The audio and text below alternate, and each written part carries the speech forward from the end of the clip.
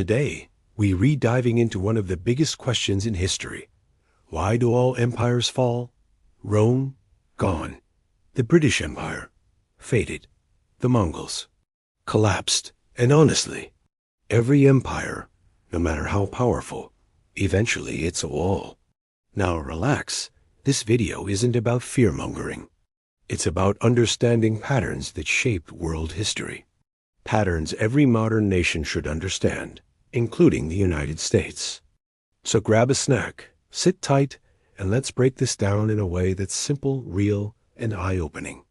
Every empire starts with the same formula: strong leadership, military power, big dreams, and major growth. But here's the crazy part.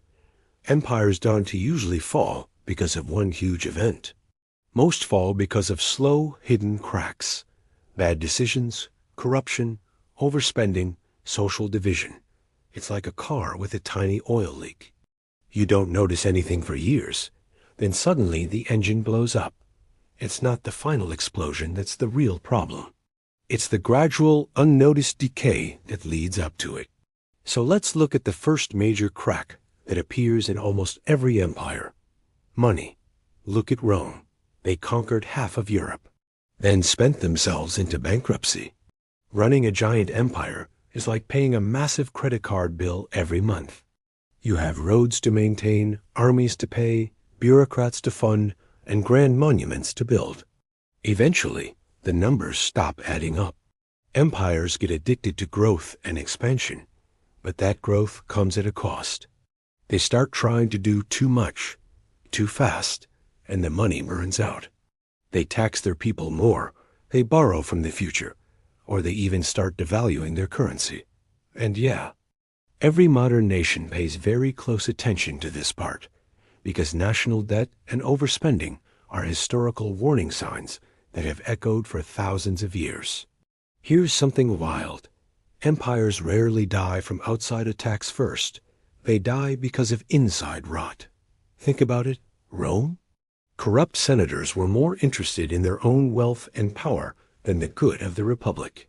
The Ottoman Empire? Corrupt palace politics and officials crippled its ability to function. The Qing dynasty in China? Corrupt administrators siphoned off tax money, leaving the government unable to deal with crises. When leaders put their own pockets before the people, the entire system starts to break down. Trust erodes. The government loses its legitimacy. History says it loud and clear. Empires don't get defeated. They self-destruct from the inside out. Corruption is the poison that weakens the body politic, making it vulnerable to everything else. And that leads us to the next point. Massive social division. Most empires crumble from the inside because people stop trusting each other. It's the rich versus the poor, the military versus the government, the city versus the countryside. When that sense of shared purpose and unity breaks, nations break. Look at the Roman civil wars, or the internal strife that plagued so many Chinese dynasties before they fell. Empires thrive when people feel connected, like they're all part of the same team working towards a common goal. They fall when everyone feels like they're on different teams, fighting for their own slice of a shrinking pie. This internal conflict paralyzes an empire, making it impossible to solve the other problems we've talked about. Here's the truth. When you're trying to control huge areas, your army becomes your babysitter. This is called military overstretch. Rome had to protect borders thousands of miles long. From Scotland to the Middle East, the British Empire had troops and naval bases in nearly every continent. Imagine having to watch every single door and window in a giant mansion, 24/7. Eventually, you get tired. Your resources get spread thin, and someone sneaks in. It's not just about fighting wars. It's about policing vast territories, putting down rebellions, and securing trade routes. This constant state of alert is incredibly expensive and drains the empire's manpower and finances, leaving the core vulnerable. Sometimes an empire falls simply because the world changes faster than they do. A great example is the British Empire, which relied on its powerful navy to control the seas and its colonies. But then, in the 20th century, air power and long-range missiles changed the entire game of warfare. Naval dominance wasn't the be-all and end-all anymore. Similarly, the invention of gunpowder made medieval castles obsolete. If an empire builds its entire system around one specific technology or geopolitical advantage, and can't adapt when something new comes along, it gets left behind. The world moves on, and the old giant suddenly finds itself slow, clumsy, and irrelevant. On top of everything else, economic collapse is one of the silent killers of empires. We're talking about runaway inflation, severe food shortages, and crushing taxes. Rome literally printed too much money, or rather, they minted coins with less silver in them, which caused massive inflation and destroyed people's savings. The Spanish Empire became so reliant on the gold and silver from the Americas that when the mines ran dry, its economy completely fell apart. And more recently, the Soviet Union collapsed after its centrally planned economy failed to provide basic goods for its people. Money is like oxygen for an empire. When it runs out, the entire system suffocates. After all this slow decay, every empire has that traumatic, cinematic moment when it all falls apart. We all know these scenes from history books.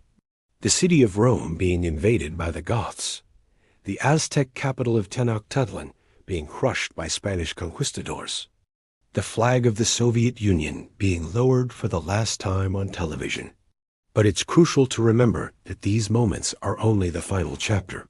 They are the ending to a long, slow story of internal decline, corruption, division, and economic failure. The final blow is just that the last push on a structure that was already about to collapse. So, this part hits home for many viewers, especially in America. What can the USA learn from all this? History doesn't repeat. But as Mark Twain supposedly said, it often rhymes. America is incredibly powerful, innovative, wealthy, and influential absolutely. But every great empire in history thought it was invincible right before it fell. The key isn't to be pessimistic. It's to be smart and learn from history to avoid repeating its mistakes. If a nation can stay united, avoid military overexpansion, keep corruption in check, manage its finances wisely, and adapt to new technology and global changes, it has a chance to endure. If not, history shows us exactly what happens next. So, why do empires fall? In the end, it's not because someone else defeats them. It's because they stop taking care of themselves. The slow rot from within corruption, division, and bad decisions is almost always the real cause. The good news is that the future isn't written yet. If nations learn from the lessons of the past, they don't have to repeat them. But if they choose to ignore history, well, history has a way of making the decision for them. If you enjoyed this breakdown, smash that like button, drop a comment with your thoughts, and make sure you subscribe for more mind-blowing historical stories. Thanks for watching. Stay smart, stay curious, and I'll see you in the next video.